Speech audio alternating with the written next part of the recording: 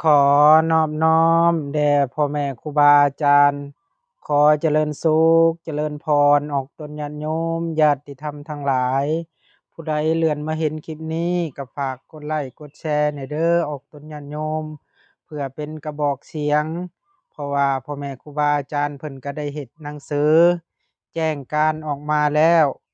ขอแผ่พายายกว้างนำออกตนญาติโยมเพราะว่าเพิ่นได้แผ่ ข้าวต้มขนมกะโตกถ้วยบวงชามมีมาม่าบ่วงหม้อแหกแต่กะโปะต่างๆและขอแผ่พายายกว้างเพื่อไปช่วยเหลือภัยน้ำท่วมเนาะแต่ละบ้านแต่ละเมือง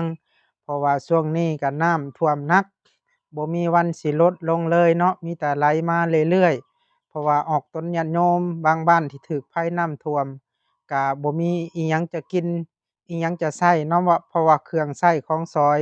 บางสิ่งบางอย่างส่วนหลายก็หายไปกับน้ำจังซั้นล่ะขอแผ่พายายกว้างถึงออกถึงญาติโยมฝากกดไลก์กดแชร์เอาบุญหน่อยเด้อผู้ใดเลื่อนมาเห็นคลิปนี้ก็ขอจงมีแต่ความสุขความเจริญหายทุกข์หายโศกหายโรคหายภัยหายพยาธิโรคาเด้อเอาสาธุ